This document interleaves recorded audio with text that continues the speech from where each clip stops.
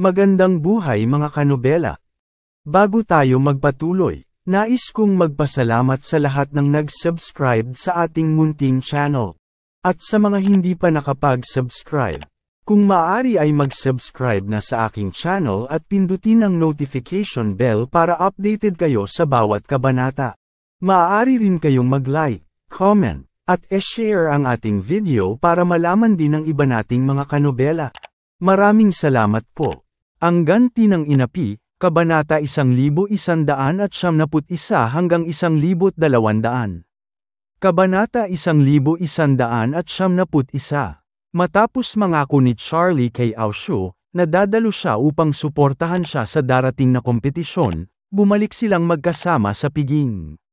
Sa mga oras na yun, dumarami na ang mga bisita, at ang kapaligiran ng pagdiriwang ay nagiging mas masigla.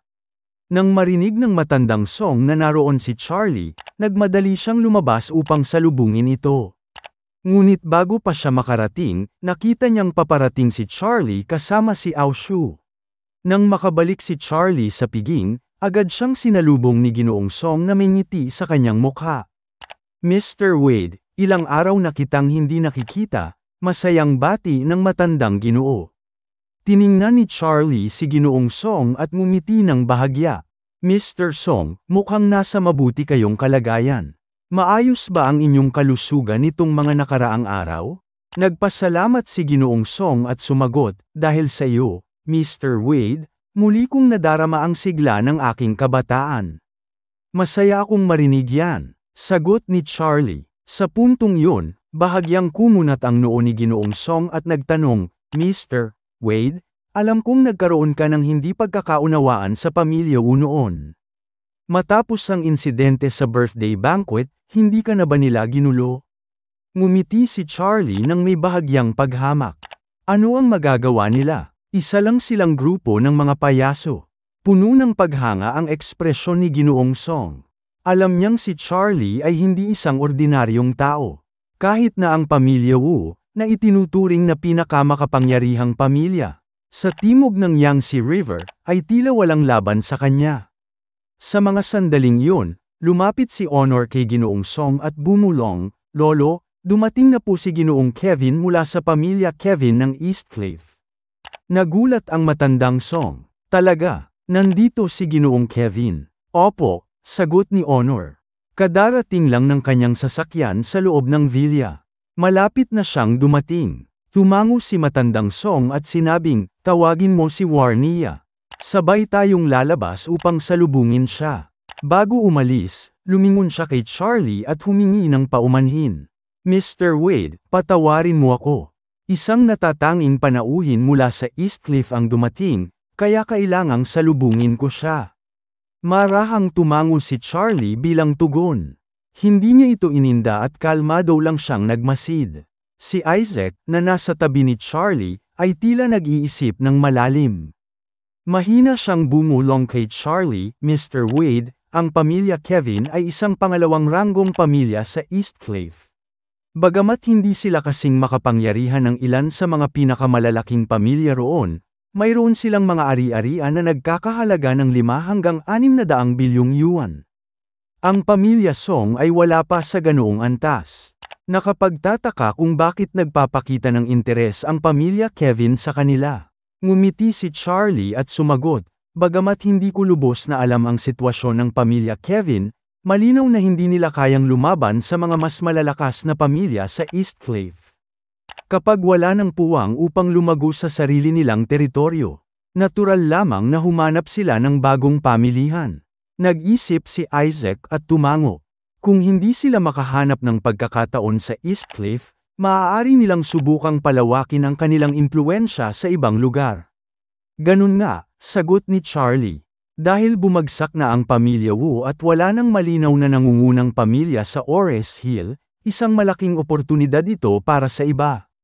Kung ako ang tagapamahala ng pamilya Kevin, makikipag-alyansa ako sa isang malakas na pamilya rito, at ang pamilya Song ang pinakamainam na pagpipilian. Lumalim ang pag-unawa ni Isaac. Ibig mong sabihin, posibleng dumating si Ginoong Kevin hindi lang para sa piging, kundi upang mag-alok ng alyansa sa pamilya Song. Tumango si Charlie. Oo, at kung gusto nilang tiyakin ang katapatan ng pamilya Song, maaaring mas malalim pa ang plano nila, posibleng isang kasunduang kasal. Nag-isip si Isaac sa sinabi ni Charlie. Kung totoo ang kanyang hinala, mukhang isang bagong laban para sa kapangyarihan, ang magsisimula sa Ores Hill. Kabanata 1172. Kumunat ang noo ni Isaac at sinabing, Mr. Wade, kung may kasunduan ng kasal ang pamilya Kevin, maaaring hindi na nila gaanong pinapansin ang pamilya Song. Ngumiti si Charlie at sumagot, ang susi rito ay kung anong katayuan ni Mr. Kevin sa kanilang pamilya. Kung siya ang panganay na anak ng pamilya Kevin, maliit ang posibilidad na isaalang-alang nila ang pamilya Song. Ngunit kung isa lamang siya sa maraming inapo, lalo na kung hindi siya kabilang sa mga nangungunang tagapagmana, maaaring siya ang ipapadala upang makipagkasundo sa pamilya Song. Sa ganoong sitwasyon, walang talo ang pamilya Kevin, hindi ba? Napaisip si Isaac at tumango. Kung ganoon nga, hindi talaga sila lugi. Sa pagkakaalam ko, medyo malaki ang pamilya Kevin. Sa kasalukuyang henerasyon nila, may 6 o 7 lalaking tagapagmana. Nagpatuloy si Charlie, ito ay parang estratehiyang TNG horse racing. Kahit mas malakas ang kalaban mo sa pangkalahatan, hindi ibig sabihin na bawat isa sa kanilang mga kabayo ay mas mahusay kaysa sa pinakamagaling mong kabayo. Maaaring may mga pagkakataon kung saan mas mainam ang mababang ranggong kabayo kaysa sa mahina nilang kabayo. Paulit-ulit na tumango si Isaac. Mr. Wade, napakamakatwiran ng paliwanag mo. Marami akong natutunan. Ngumiti si Charlie at kumaway. Matagal ka nang narito sa Ores Hill, alam kong naiintindihan mo rin ito. Kahit hindi mo agad maisip, kapag ipinaliwanag ko, makikita mo rin ang loika. Samantala, sa kabilang bahagi ng piging, si Paul ay tahimik na umiinom ng alak habang pinagmamasdan si Charlie. May paghanga sa kanyang mga mata, hindi niya inaasahan na halos lahat ng mayayamang tao sa Ores Hill ay may malaking respeto kay Charlie. Kahit ang tagapagsalita ng pamilya Wade sa Ores Hill ay tila may mataas na paggalang sa kanya. Ipinapakita lamang nito kung gaano kalaki ang impluwensya ni Charlie sa lungsod. Biglang may sumigaw sa loob ng banquet hall. Dumating na ang 3 batang Panginoon ng pamilya Kevin mula sa Eastcliff. Nagkaroon ng kaguluhan sa buong bulwagan. Ang pamilya Kevin ay isa sa 10 pinakamalalakas na pamilya sa Eastcliff, na may kabuuang ari-arian na higit sa 500 bilyon. Napakalalim ng kanilang pinagmulan at napakalakas ng kanilang impluwensya. Kung ikukumpara, ang pamilya Song ay mayroon lamang 5 bahagi ng yaman nila. Kaya't nang malaman ng lahat na dumalo ang 3 batang Panginoon ng pamilya Kevin sa kaarawan ni Miss Song, agad silang nag-isip ng mga posibleng dahilan. May isang napabulalas, gusto ba ng pamilya Kevin na ipakasal ang isa sa kanila sa pamilya Song? Isa pang panauhin ang nagsabi, napakaposible. Si Miss Song ay maganda, matalino, at napakahusay sa pamamahala. Sa mata ng isang malaking pamilya tulad ng nasa Eastcliff, isa siyang bihirang hiyas. Sa tabi ni Charlie, bumulong si Isaac, Mr. Wade, ang 3 batang Panginoon ng pamilya Kevin, ay isang mahalagang tao sa kanilang pamilya. Nagpakita ng interes si Charlie. Talaga, ano ang posisyon niya sa kanilang pamilya? Ipinaliwanag ni Isaac, sa pamilya Kevin, may 4 na magkakapatid sa nakaraang henerasyon, at bawat isa sa kanila ay may hindi bababa sa 2 anak. Sa madaling salita, may 8 lalaki sa bagong henerasyon ng pamilya Kevin. Ang 3 batang Panginoon na ito ay nag-iisang anak ng pangalawang anak ng pamilya Kevin. Bagamat siya ang pangatlong pinakamatanda, sa kakayahan at impluwensya, maituturing siyang pangalawa sa pinakamalakas sa kanilang henerasyon. Tumango si Charlie at ngumiti. Mukhang ginagamit ng pamilya Kevin ang kanilang middle-class horse, upang hamunin ang superior horse ng pamilya Song. Bahagyang ngumiti si Isaac, ngunit sa tingin ko, hindi ito papansinin ni Miss Song. Napakunot ang noo ni Charlie. Bakit mo nasabi yan? Matalim na sumagot si Isaac, Mr. Wade, hindi mo ba napapansin? Sa mga mata ni Miss Song, ikaw lang ang kislap. Sa palagay ko, may damdamin siya para sa iyo. Sa ganitong sitwasyon, kahit pa ipadala ng pamilya Kevin ang lahat ng anak ng kanilang pamilya, wala silang laban sa iyo. Agad na ikinaway ni Charlie ang kanyang kamay. Huwag mong sabihin yan sa harap ng iba. Si Miss Warnia ay isang iginagalang na babae, at ako ay may asawa na. Kung maririnig ng iba ang sinasabi mo, maaaring makasira ito sa kanyang reputasyon. Tumango si Isaac at sinabing, naiintindihan ko, Mr. Wade. Huwag kang mag-alala, hindi ko na ito babanggitin. Kabanata 1173. Hindi nagtagal, pumasok sa bulwagan ng isang binatang nakaayos ng mabuti, napapaligiran ng mga miyembro ng pamilya Song. Kasama sa kanyang entourage, sina Honor at ang kanyang ama na si Tianming, kapwa-abala sa pagpapakita ng paggalang at pagsunod sa kanya. Sumunod din sina Elder Song at Warnia, ngunit kapansin-pansing malamig ang ekspresyon ni Warnia. Hindi niya itinago ang kawalan ng interes sa espesyal na panauhin. Mula sa kinatatayuan ni Charlie, pinagmasdan niya ang binata. Tansya niya ay nasa edad 27 o 28 ito, mayabang ang tindig at puno ng kumpiyansa sa sarili. Mahinahong sinabi ni Isaac sa tabi niya, mukhang parang isang dragon ang dumating sa isang maliit na fish pond. Siguradong hindi inaasahan ng ikatlong batang Panginoon ng pamilya Kevin, na ang tunay na dragon ay matagal nang naninirahan sa maliit na pond na ito sa Ores Hill. Bahagyang ngumiti si Charlie ngunit hindi nagkomento. Sa totoo lang, wala siyang pakialam. Sanay na siya sa mga taong nag-aastang makapangyarihan sa harap niya. Gaano man kalaki ang pagpapakitang gilas ng iba, basta't hindi siya ginugulo o pinipilit na umangkop sa kanilang estilo, wala siyang balak pakialaman sila. Sa buong bulwagan, nagkaroon ng bulong-bulungan. Walang umaasa na personal na dadalo, ang ikatlong batang Panginoon ng pamilya Kevin. Para sa maraming naroroon, ang pamilya Kevin ay isang dambuhalang pamilya, na maraming nangangarap makipag-ugnayan. Ang mga bisita ay tila nagmistulang gutom na pusa na nakakita ng isang isdang hindi nila maaaring kainin. Puno ng inggit at paghanga habang tinitingnan ang bagong dating. Samantala, sinalubong ng pamilya Song ang ikatlong batang Panginoon, at inihatid ito sa banquet hall.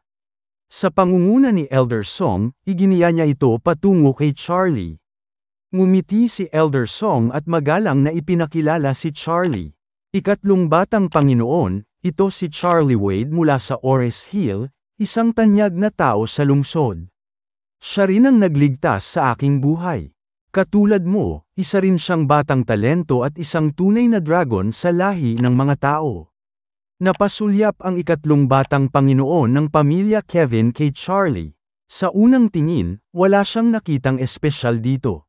Para lang itong isang ordinaryong tao na hindi kahanga-hanga ang kasuutan o tindig. Bahagya niyang nginitian si Charlie, may halong paghamak sa kanyang mga mata. Ngunit sa isang iglap, nahagip ng kanyang paningin si Isaac, at biglang nagbago ang kanyang ekspresyon. Kilalang kilala niya si Isaac. Alam niyang si Isaac ay bahagi ng pamilya Wade, isang pamilya na mas makapangyarihan kaysa sa pamilya Kevin.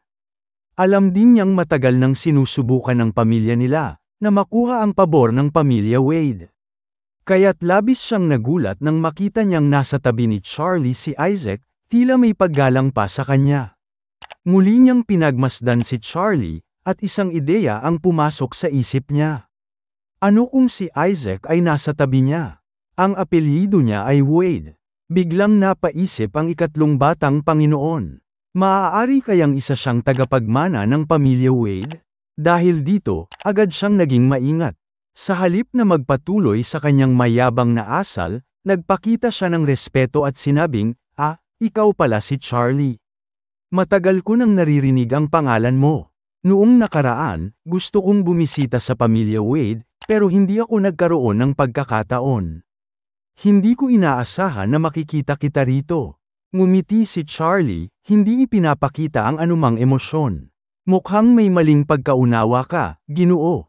Hindi ako ang batang Panginoon ng pamilya Wade. Nagkataon lang na Wade ang apelyido ko. Napakunot ang noo ng ikatlong batang Panginoon ng pamilya Kevin.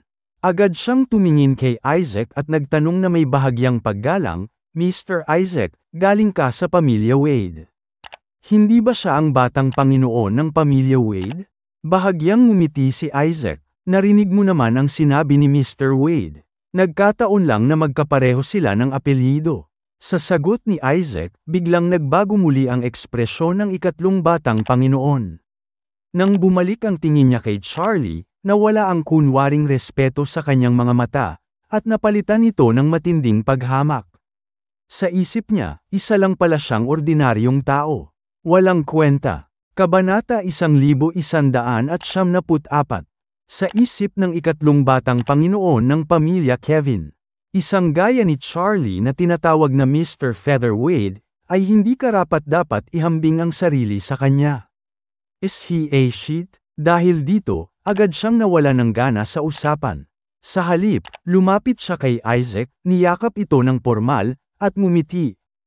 Hindi ko inaasahan na makikita-kita rito, Mr. Isaac.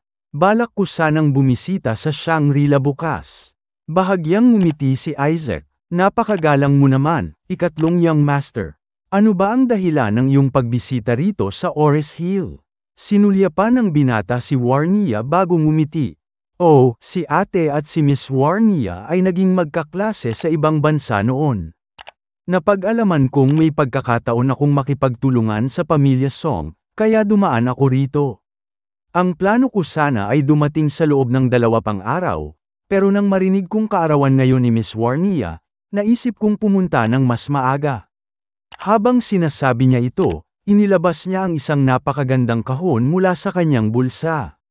Pagbukas niya, isang kumikinang at nakakasilaw na ruby necklace ang lumitaw. Ngumiti siya kay Warnia at sinabing, Miss Warnia, ito ay isang espesyal na regalo na pinili ko mismo para sa iyo. Isang natural na ruby mula sa Africa. Napatingin ang lahat sa kahon at hindi maiwasang mapamangha nang makita ang kumikinang na kwintas. Ang ruby na nakakabit dito, ay halos kasing laki ng isang itlog, makinang, pulang-pula, at napakaganda. Nagkaroon ng bulungan sa paligid. Alam ng lahat na ang isang ruby ng ganoong kalinisan at laki ay bihira at napakamahal. Sa pagmamataas, ngumiti ang ikatlong batang Panginoon ng pamilya Kevin at ipinagmalaki. Miss Warnia, marahil alam mo na ang ruby ay isa sa pinakamahal na gemstone sa buong mundo. Ang presyo nito kada carat ay maaaring umabot ng $10,000.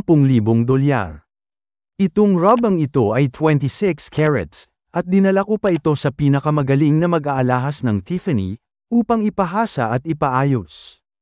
Ang kabuuang halaga nito ay higit sa $20 milyon. Umaasa akong magugustuhan mo ito. Nanlaki ang mga mata ng karamihan sa mga bisita, puno ng inggit. Isang regalo na nagkakahalaga ng $20 milyon. Hindi ka panipaniwala, ngunit sa kabila ng mga bulungan at inggit ng iba, nanatiling malamig ang ekspresyon ni Warnia. Mahinahon siyang nagsalita, Mr. San, ang kwintas na ito ay masyadong mahal. Hindi ko ito matatanggap. Bahagyang natawa ang ikatlong batang Panginoon. Bakit hindi mo matatanggap? Isa lang itong simpleng alahas. Para sa pamilya Kevin, ito ay isang patak lamang sa balde.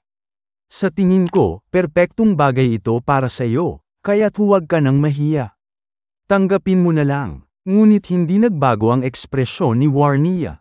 Matigas ang kanyang tinig nang sagutin niya, Mr. San, masyado kang magalang. Sinasabi nga nila, hindi ka dapat tumanggap ng isang bagay na hindi mo kayang suklian. Hindi ko kayang tanggapin ang isang napakamahal na regalo mula sa iyo. Pasensya na, pero mas mabuting ibalik mo ito. Biglang nagdilim ang ekspresyon ng ikatlong batang Panginoon. Medyo malamig ang kanyang boses nang tanungin niya si Warnia, Miss Song, bakit mo ako tinatanggihan ng ganito? Hindi lang naman ito tungkol sa iyong kaarawan. Narito rin ako para sa malalim na pakikipagtulungan sa iyong pamilya. Kung sa simula pa lang ay ganyan na ang pakikitungo mo sa akin, paano natin maisusulong ang ating kooperasyon? Nagmamadaling sumingit si Honor, tila nag-aalalang baka masira ang kanilang relasyon sa pamilya Kevin. Warnia, ano bang ginagawa mo? Napakagandang regalo ito mula sa ikatlong young master. Hindi ka dapat masyadong formal. Huwag mo siyang hayaang mapahiya. Tumango rin si Tianming, ama ni Honor. Oo nga, Warnia, isipin mo, sino ba ang nagbibigay ng isang 20 milyong dolyar na regalo sa isang kaarawan? Napakabukas palad ng ikatlong young master. Ngunit hindi natinag si Warnia. Alam ko po yun, at nagpapasalamat ako. Ngunit gaya ng sinabi ko, may personal akong prinsipyo. Hindi ito tungkol sa halaga ng regalo, kundi sa paniniwala kong hindi ako dapat tumanggap ng isang bagay na hindi ko kayang tumbasan. Huwag po kayong magkamali ng intindi. Sa puntong ito, sumingit na rin si Elder Song. Mr. San, pasensya na. Talagang mahiyain ang apo ko pagdating sa ganitong bagay. Hindi niya nais na makatanggap ng napakamahal na regalo, kaya't sana'y maunawaan mo siya. Mas lalong nagdilim ang mukha ng ikatlong batang Panginoon ng pamilya Kevin. Malamig na tinanong niya si Elder Song, Mr. Song, ibig sabihin ba nito ay mababa ang tingin ninyo sa akin at sa pamilya namin? Kabanata 1195. Nagbago ang ekspresyon ng ikatlong batang Panginoon ng pamilya Kevin. Mula sa pagiging palakaibigan, bigla siyang nagsimulang umatake, na naglagay kay matandang Ginoong Song sa isang mahirap na posisyon. Alam ng matanda na hindi kasing lakas ng pamilya Kevin mula sa Eastcliff, ang pamilya Song, kaya't siya ay palaging maingat at magalang. Ngunit ang kanyang pagiging magalang ay simpleng pagpapakita lamang ng paggalang, hindi dahil nais niyang mapalapit sa pamilya Kevin. Pagkatapos ng lahat ng kanyang pinagdaanan, alam niyang hindi simpleng negosyong pakikipagtulungan, ang pakay ng ikatlong batang Panginoon. Malinaw na may balak ito sa kanyang apo na si Warnia. Noong nakaraan, maaaring natuwa pa siya kung may pamilyang mayaman at makapangyarihan tulad ng Kevin, ang gustong mapang-asawa ang kanyang apo. Ngunit ngayon, wala na siyang interes sa ganoong alok. Sa kanyang paningin, may isang lalaking higit na karapat-dapat kay Warnia, si Charlie Wade. Si Charlie ay hindi lang isang kahanga-hangang tao, kundi isang taong nagbigay sa kanya ng hindi matatawarang regalo, buhay. Kung hindi dahil sa rejuvenation pill ni Charlie, maaaring matagal na siyang patay. Kaya paano niya ipagpapalit ang taong ito sa kahit sinong mayaman o makapangyarihan? Ang kanyang apo ay may damdamin din kay Charlie, at para kay matandang Ginoong Song, wala nang hihigit pa sa isang lalaking maaaring mapagkatiwalaan, sa hinaharap ng kanyang pamilya. Ngunit alam ito ni Tianming, ama ni Honor, at natakot siya na baka masaktan nila ang damdamin ng batang Panginoon ng pamilya Kevin. Kaya nagmadali siyang sumingit. Naku, maraming salamat, ikatlong young master. Napakaganda ng regalo na ito. Alam kong nagustuhan ito ni Warnia, pero pasensya ka na sa batang ito, medyo mahiyain at hindi sanay sa ganitong mga bagay. Kaya bilang kanyang tiyuhin, hayaan mo akong tanggapin ito para sa kanya. Magsasalita pa sana si Warnia upang tumutol, ngunit biglang kumindat sa kanya si matandang Song. Mahinang bulong nito. Huwag mong bastyusan ang taong nagbibigay ng regalo. Kunin mo na muna, tapos isauli mo na lang ng palihim pagkatapos ng piging. Napabuntong hininga si Warnia at marahang tumango. Sa ganitong paraan, naisantabi ang tensyon. Kasama ni Tianming at Honor, pumasok ang ikatlong batang Panginoon ng pamilya Kevin sa banquet hall. Sa kanyang ekspresyon, halatang mataas ang tingin niya sa sarili.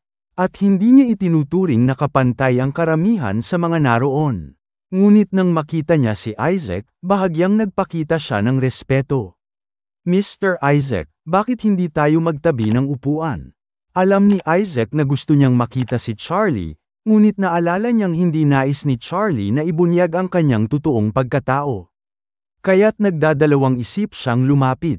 Bago pa man siya makasagot, nagsalita na ang matandang Song, nakangiti kay Charlie, Mr. Wade, sumabay ka sa amin. Sa banquet hall, may 6 na mesa, ngunit ang pinakaprestihiyoso ay ang pangunahing mesa ng panauhin, isang mesa na inilaan lamang sa pinakamahalagang bisita.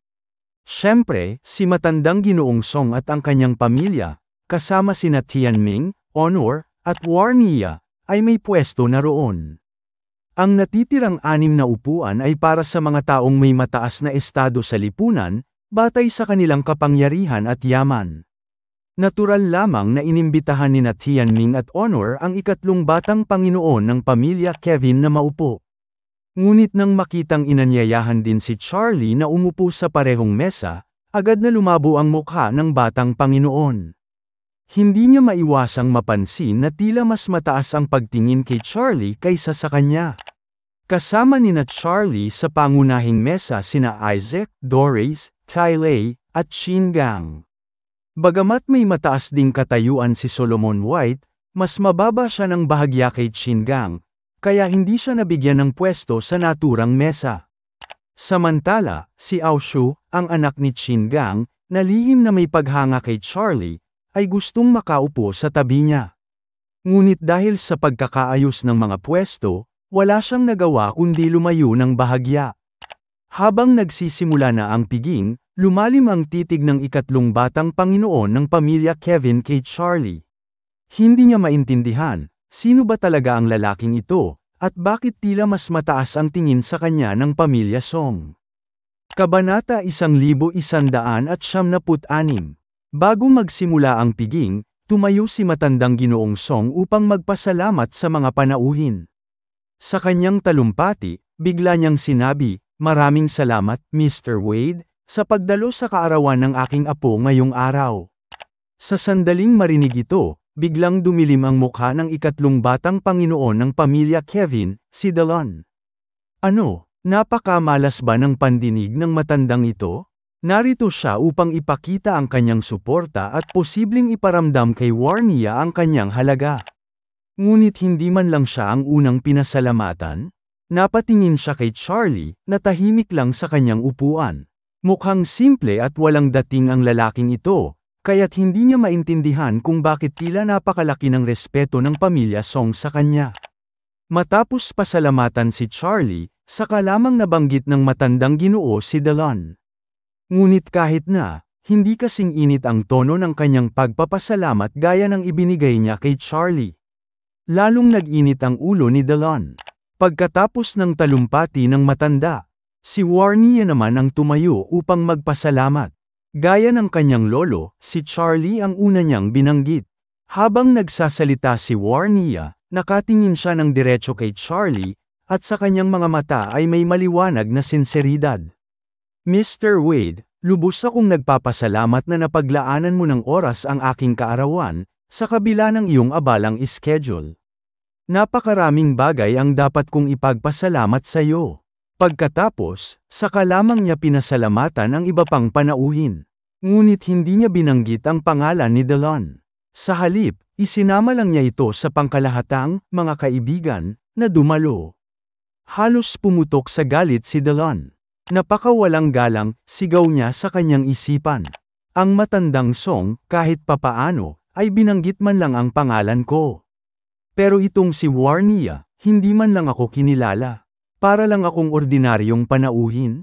Gigil na gigil siya. Sinong niloloko ng babaeng ito?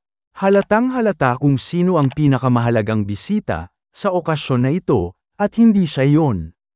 Habang bumubulong sa sarili, lumapit siya kay Honor at marahang nagtanong, sino ba talaga ang Charlie na ito? Matagal nang may inggit at galit si Honor kay Charlie, kaya nagkaroon siya ng pagkakataong maghasik ng intriga. Sa mahinang boses, sagot niya, siya lang naman ang sikat na live-in son-in-law sa Ores Hill. At the same time, may kaunting kaalaman sa feng shui at tradisyonal na gamot. Kaya tinatawag siyang Mr. Wade. Napataas ang kilay ni Delon, at may halong panunuya ang kanyang tinig. Ano, isang live-in son-in-law? At may alam sa feng shui at gamot? At siya raw ay isang master. Wala siyang pinagkaiba sa mga peking albularyo sa Eastcliff, na puro panggagancho ang alam. Ngumiti si Honor, na lalong nagpalala sa galit ni Delon. Ang Ores Hill ay maliit na lugar lamang, third young master. Pero kahit maliit, may tinatawag na real dragon dito. Lalong nainis si Delon. Ano raw? May nagsasabing siya ang tunay na dragon ng lupa. Napaka-absurdo. Dahan-daang tumango si Honor. Hindi ko sinasabing siya mismo ang nagsabi, pero sa buong Ores Hill, ang tawag sa kanya ng mga tao ay real dragon. Tumawa ng malamig si Delon, puno ng pangungutya. Isang tunay na dragon? Ha? Ako mismo si Delon Kevin, at ako ay nagmula sa isang tunay na pamilyang dragon sa East Cliff. Titingnan natin kung sino ang tunay na dragon dito. Sa kanyang isipan, walang lugar ang isang hamak na son-in-law upang agawin ang atensyon na para sa kanya. Ito ay isang labanan ng kapangyarihan, at hindi siya papayag na matalo. Kabanata 1197. Sa gitna ng kasiyahan, biglang lumakas ang tinig ni Delon mula sa pangunahing upuan ng mga panauhin. Mr. Wade, tama ba? Nabalitaan ko na may palayaw kang tunay na dragon ng lupa. Totoo ba ito? Walang pakialam nang ngumiti si Charlie. Ang tinatawag nilang tunay na dragon, ay palayaw lang na ibinigay ng ilang kaibigan sa akin. Napangiti si Delon, may halong panunuya sa kanyang tinig. Ah, ganun ba? Sobrang interesado ako kung anong regalo ang inihanda mo para kay Miss Warnia ngayong kaarawan niya. Sa tingin ko, bilang isang tunay na dragon, dapat may kakaiba kang sorpresa, tama? Tahimik na ngumiti si Charlie. Sa totoo lang, hindi ko alam na may handaan ngayon para kay Miss Warnia. Matapos kong malaman, naghanda ako ng isang simpleng regalo, isang bagay na mula sa puso. Kung gaano kahinhin ang sagot ni Charlie, mas lalong gustong ipahiya siya ni Delon. Hindi niya papayagan na masapawan siya, ng isang taong hindi niya kilala. Kaya't lalo siyang naging mapanukso. Bakit sobrang mapagkumbaba mo, Mr. Wade? Gusto ko lang malaman kung ano ang regalo mo. Pwede mo bang sabihin sa amin o ipakita na mismo? Bago pa makasagot si Charlie, muling nagsalita si Delon. Dahil isa kang feng shui master, hula ko, isang anting-anting, o agimat ang regalo mo, tama ba? Sa halip na mainis, lalo pang gumanda ang ngiti ni Charlie. Mr. Kevin, hindi ka naman nagkakamali. Malapit na, lalong lumaki ang kumpiyansa ni Delon. Sa akala niya, napatunayan na niyang walang halaga ang regalo ni Charlie. Haha, alam mo ba, Mr. Wade, may tauhan ang pamilya namin na nagnenegosyo sa Yiwu. Narinig ko sa kanya na ang mga anting-anting ay ibinebenta lang doon ng tingi, ilang sentimo lang ang isa. Sabihin mo nga, magkano ang bili mo? Kung gusto mo, ipapakilala kita sa tamang supplier para mas makamura ka. Napangiti si Honor sa narinig. Kahit si Tianming, ama ni Honor, ay bahagyang napatawa. Ngunit ang ibang mga panauhin sa mesa ay halatang hindi natuwa. Para sa kanila, si Charlie ay hindi basta-bastang tao. Ngayon, si Delon, na bagong dating lamang sa Ores Hill, ay nagtatangkang insultuhin siya. Si Isaac, na nasa tabi ni Charlie, ay halos hindi mapigilan ang sarili. Gusto na niyang sampulin si Delon sa harap ng lahat. Anong klaseng aso't pagong ito? Bulong niya sa sarili. Hindi niya alam kung sino ang kinakalaban niya. Pero sa huli, pinigilan niya ang sarili. Alam niyang kung siya ang gagalaw, maaaring mahayag ang tunay na pagkatao ni Charlie. At hindi pa oras para doon. Habang patuloy ang pagtatawa ni Delon, kalmado lang si Charlie. Sa ilalim ng mesa, palihim niyang sinenyasan si Isaac. Mabilis namang naintindihan ang utos, at palihim na kinuha ang kanyang telepono, inihanda ang pagre-record ng video. Tumingin si Charlie kay Delon, may misteryosong ngiti sa labi. Mr. Kevin, unang beses kitang nakita ngayon, pero ramdam ko agad ang iyong kakaibang dating. Napakahanga ng iyong tindig. Lumawak ang ngiti ni Delon, iniisip na ito'y isang papuri. Ha, alam mo rin pala yan, Mr. Wade. Ngunit hindi niya alam na may kasunod pa ang sinabi ni Charlie. Kanina, sinabi mong ang regalong ibinigay mo kay Miss Warnia ay nagkakahalaga ng 20 milyong dolyar, tama? Tumango si Delon, taas noo. Oo, at hindi ako magsisinungaling tungkol doon. Ang pamilya namin ay isa sa nangungunang 10 pamilya sa East Cliff. Isang kwintas na nagkakahalaga ng 20 milyong dolyar. Maliit na bagay lang yan para sa amin. Tumango si Charlie, na parang kontento sa sagot nito. Kung ganon, gusto ko lang itanong, ano sa tingin mo ang halaga ng regalo ko? Tumaas ang kilay ni Delon. Alam niyang isang simpleng bagay lang ang regalo ni Charlie, kaya't buong kumpiyansang sinagot niya. Bagaman hindi ko pa nakikita, sigurado akong hindi yan lalampas sa 10,000 yuan. Ngumiti si Charlie. Ito na ang pagkakataong ipakita ang tunay na kahulugan ng pagiging tunay na dragon ng lupa. Kabanata 1178. Ngumiti si Charlie at tahimik na sinabi, Mr. Kevin, sabihin ko sa iyo ang totoo. Hindi lang lumampas sa 10,000 ang halaga ng regalo ko, mas mahal pa ito kaysa sa kwintas na ipinagmamalaki mo. Biglang sumiklab ang galit sa mukha ni Delon. Sino ka ba sa tingin mo? Anong kapal ng mukha mo para magyabang sa harap ko? Ngumiti si Charlie at tumingin sa kanya ng diretso. Kung talagang mas mahal ang regalo ko kaysa sa kwintas mo, anong gagawin mo? Malamig na humalakhak si Delon. Napakaraming tao ang nakasaksi nito. Kung ang regalo mo ay talagang mas mahal kaysa sa kwintas na binigay ko, kakainin ko ito dito mismo, sa harap ng lahat. Tahimik na pumalakpak si Charlie at ngumiti. Napakaganda, deal tayo dyan. Napakunot ang noo ni Delon. At kung hindi naman kasing mahal ng regalo ko ang sayo, ano ang gagawin mo? Madali lang, sagot ni Charlie nang walang pag-aalinlangan. Kakainin ko ang buong set ng tableware sa harapan mo. Nagulat ang mga tao sa paligid. Ang set ng tableware ay gawa sa pinong buto ng porselana, imposibleng kainin. Muling humalakhak si Delon. Ha ha ha, Mr. Wade, ang yabang mo. Paano kung hindi mo makain ang porselana? Mukhang masisira ang sikmura mo niyan. Tahimik lang si Charlie, hindi natinag. Kung matatalo ako, kahit madurog ko ito at gawing pulbos, sisiguraduhin kong makakain ko ang porselanang ito. Nang marinig ito, agad na nag-alala si Warnia. Mr. Wade, hindi mo kailangang makipagtalo sa kanya. Kahit anong ibigay mo, mahalaga na yun para sa akin. Ngumiti si Charlie at bahagyang yumuko. Miss Song, huwag kang mag-alala. Palagi akong sigurado sa ginagawa ko. Mas lalong naiinis si Delon sa nakikitang pag-aalala ni Warnia para kay Charlie. Napalakas ang tapik niya sa mesa, tumayo, at malakas na pumalakpak. Okay, maraming tao ang narito bilang saksi. Kung mas mahal ang regalo mo, lulunukin ko ang ruby necklace ko. Pero kung mas mura lang ito, wala kang ligtas. Kakainin mo ang buong set ng tableware na ito. Lalong naging tahimik ang paligid, lahat ay sabik na makita ang resulta ng hamon. Kung ganoon, sabi ni Charlie na may mahinang ngiti, Miss Song, pakibuksan na ang regalo na ibinigay ko. Bagamat may pag-aalala, dahan-daang kinuha ni Warnia, ang maliit na kahon ng regalo mula sa kanyang bag. Hindi pa niya ito nabubuksan, kaya wala siyang ideya kung ano ang laman nito.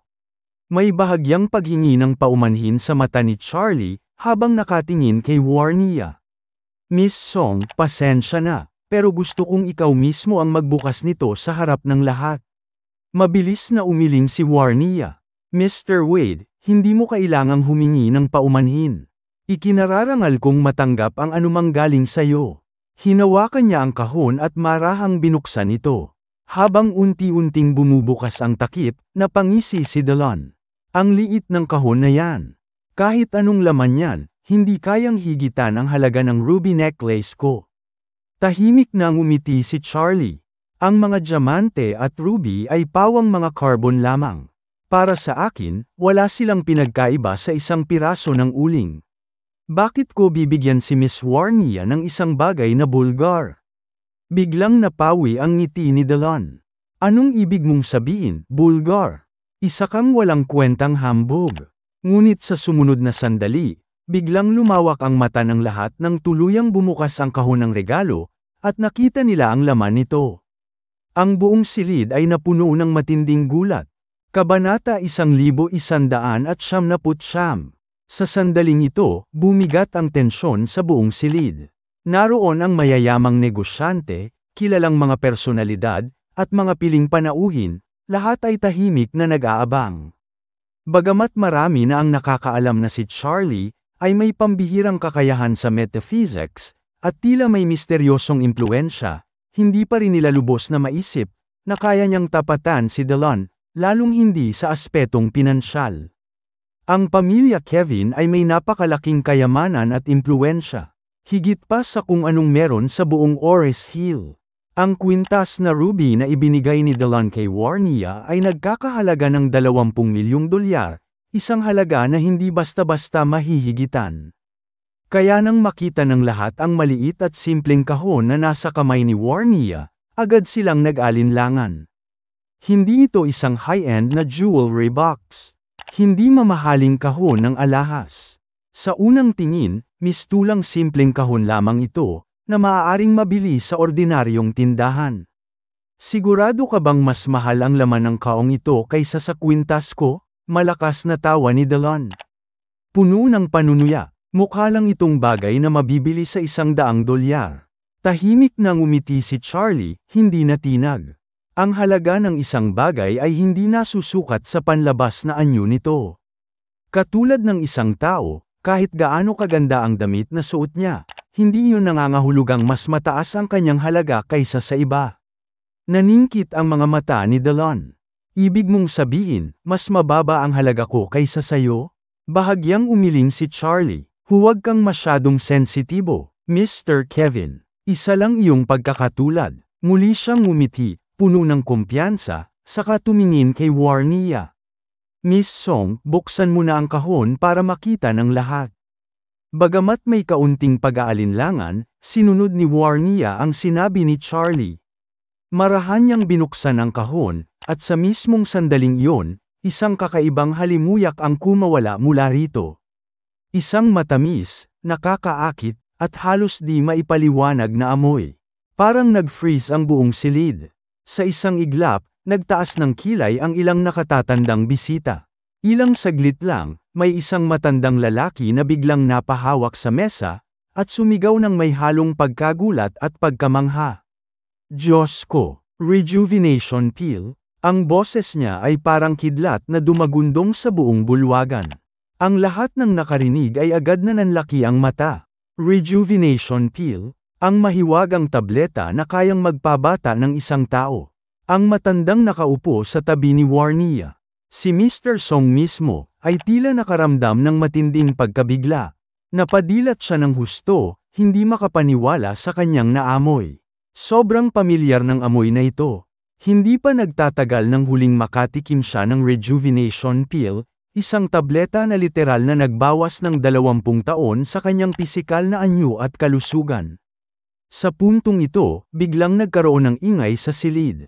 Imposible, sigaw ng isa. Totoo bang rejuvenation pill ang regalo ni Charlie kay Miss Song? Kung totoo ito, kung talagang rejuvenation pill ito, Diyos ko, hindi ito lang basta 20 milyon. Ito ay isang walang katumbas na kayamanan. Si Delon, na kanina pa puno ng kumpiyansa at panunuya, ay biglang namutla. Nakaramdam siya ng malamig na pawis sa kanyang noo. Imposible. Nanginginig ang kanyang boses. Isa lang yang kasinungalingan. Paanong may ganyang klaseng tableta si Charlie? Hindi siya Diyos. Ngunit hindi siya pinansin ng mga tao. Halos lahat ng naroroon, lalo na ang mga negosyante at matataas na personalidad, ay nakatitig lamang sa maliit na kahon na hawak ni Warnia. Ang kanilang mga mata ay puno ng matinding inggit at paghahangad. Sa mundo ng mayayaman at makapangyarihan, maaaring mabili ang kahit anong alahas, kahit anong mansyon, kahit anong sasakyan. Ngunit ang buhay, ang kabataan, ang oras na nawala na, walang sino man ang kayang bumili ng mga yon. Maliban na lang kung may hawak kang rejuvenation pill. Si Mr. Song mismo, na ngayoy punong-puno ng emosyon, ay hindi napigil ang mapabulalas. Ang halaga ng rejuvenation pill ay hindi maaaring sukatin sa pera. Pero kung pipilitin natin, ito ay hindi bababa sa $1 bilyong. Sa sandaling marinig ito, para bang isang bomba ang sumabog sa loob ng bulwagan. Ang ilan ay literal na napahawak sa kanilang dibdib. Ang iba naman ay parang hindi makahinga. 1 bilyon. Kung gayon, ang ruby necklace ni Delon na nagkakahalaga ng 20 milyon dolyar, ay mistulang alikabok sa harap ng kayamanang ito. Si Delon mismo ay napaupo sa kanyang kinatatayuan. Namutla siya ng husto, ang kanyang buong katawan ay nanginginig. Paanong nangyari ito? Paanong may ganito si Charlie? Samantala, si Charlie ay nanatiling kalmado, nakangiti lang habang nakatingin kay Delon. Mukhang may utang kang pangako, Mr. Kevin, wika niya nang may mapanuksong tono. Hindi ba't sinabi mong kakainin mo ang ruby necklace, kung mas mahal ang regalo ko? Lalong nanghina si Delon, para siyang matutumba anumang sandali. Ngunit ang mga tao sa paligid ay nagsimula ng humiyaw. Oo nga, sinabi mo mismo, ang yabang mo kanina, ngayon naman, anong sasabihin mo? Lunukin mo na ang kwintas mo, Delon. Ang buong silid ay puno ng tawanan at pang-aasar. Si Delon, na dating puno ng kumpiyansa, ay ngayon ay isang basang sisiw. Ngunit sa kabila ng ingay at kaguluhan, si Charlie ay nanatiling tahimik, may isang mapanuksong ngiti sa kanyang bibig. Alam niyang sa larong ito, siya ang tunay na nagwagi. Kabanata 1200. Si Tylee, na kasalo nila sa hapag, ay labis na nagulat at hindi makapagsalita. Siya ang pinakamayamang tao sa Haicheng, at kung yaman lang ang pag-uusapan, hindi siya gaanong nahuhuli sa pamilya Song. Sa edad niya ngayon, ramdam na niya ang matinding pagbagsak ng kalusugan niya. At kahit gaano pa karaming pera ang gastusin, hindi na niya ito mababalik. Kaya matagal na niyang pinapangarap na magkaroon ng pagkakataon, na makainom ng isang rejuvenation pill, kahit pakapalit nito ay ang ika-10 bahagi ng lahat ng kanyang ari-arian. Hindi siya magdadalawang isip, alam niyang kahit maglabas pa siya ng ilang bilyong piso, hindi na niya kayang bilhin pabalik ang 20 taon ng kanyang kabataan. Isipin mo si Stanley Ho, ang tinaguriang hari ng pagsusugal sa Macau, isang tunay na bilyonaryo, pero lampas 90 anyos na siya ngayon. Kahit siya ay hindi na rin kayang ibalik ang kabataan sa pamamagitan ng pera. Ang kaya lang niyang gawin ay gumastos ng daan-daang milyon taon-taon sa ospital, upang mapahaba pa ng kaunti ang kanyang buhay. Ngunit ang oras na nabibili sa ospital, ay pansamantalang pagpapaliban lang ng kamatayan. Ano ngayon kung mabuhay pa siya ng 2 taon, 3 taon, o kahit 5 taon? Ang 5 taong yun na binili gamit ang ilang bilyong piso, ay hindi makapagpapabago sa kanyang lumulubhang pisikal na kalagayan. Kung may paraan para maibalik ang katawan sa isang mas batang estado ng loob ng 5 taon o higit pa, hindi lang bilyon ang ibabayad niya. Kahit 10 bilyon ay sulit na sulit para sa kanya. Sa puntong ito, hindi na pera ang tinitingnan ng mga tao, kundi ang mas mahalagang bagay kaysa dito, tulad ng oras, kabataan, kalusugan, at haba ng buhay. Kaya para sa kanila, wala nang mas kaakit-akit pa kaysa sa isang rejuvenation pill. Napakabihira nito, kahit isang taong malapit ng mamatay, ay maaaring gumaling at humaba pa ang buhay dahil dito. Maging si Warnia ay napatingin sa tableta nang hindi makapaniwala, labis siyang nabigla at hindi makapagsalita. Hindi niya kailanman inakalang ibibigay ni Charlie sa kanya ang isang bagay na ganoon kahalaga. Sa kanyang paningin, ang halaga ng rejuvenation pill ay 10, 20, o kahit daan-daang beses na mas mahal kaysa sa ruby necklace na bigay ni Delon. Napuno ng luha ang mga mata ni Warnia. Tumingin siya kay Charlie nang may malalim na pagtingin, at may halong paghikbi. Ginoong Wade, paano ko po matatanggap ang ganito kahalagang regalo mula sa inyo? Ngumiti si Charlie at malumanay na sinabi, ibinibigay ko ito sa iyo, kaya tanggapin mo. Bakit mo kailangang mag-alinlangan? Sa tabi nila, halos himatayin sa sobrang tuwa ang matandang Song. Dahil sa karanasan niya sa rejuvenation pill, mas lalo siyang naghangad ng isa pa. Kapag naranasan mo na ito, malalaman mong tunay ngang kamangha-mangha ito. Matapos niyang uminom ng tableta, ramdam niya na parang bumalik ang kanyang kabataan. Simula noon, tinatamasa na niya ang sarap ng pagkakaroon ng katawan, na 20 taong mas bata, sabay paghahangad pa ng mas higit pang pagpapabuti ng kanyang kalagayan. Ngunit may kaba rin sa puso niya. Paano kung paglipas ng 20 taon, muli siyang tumanda at manghina? Maihingi pa kaya niya ulit ang rejuvenation pill kay Ginoong Wade? Dahil sa kakayahan nitong magdagdag ng 20 taon sa buhay, alam niyang kahit sino ay mababaliw para rito. Ngayon, si Ginoong Wade ay nagbigay ng isa pang rejuvenation pill. At sa apo pa niya. Kung mapalapit siya ng husto sa kanyang apo, baka ipahiram o ibigay nito sa kanya ang tableta. Samantala, si Dylan ay hindi makapaniwala sa reaksyon ng lahat, sa harap ng kulay abong tableta. Naiinis siya at naiinis pa lalo, kaya't pabirong sinambit.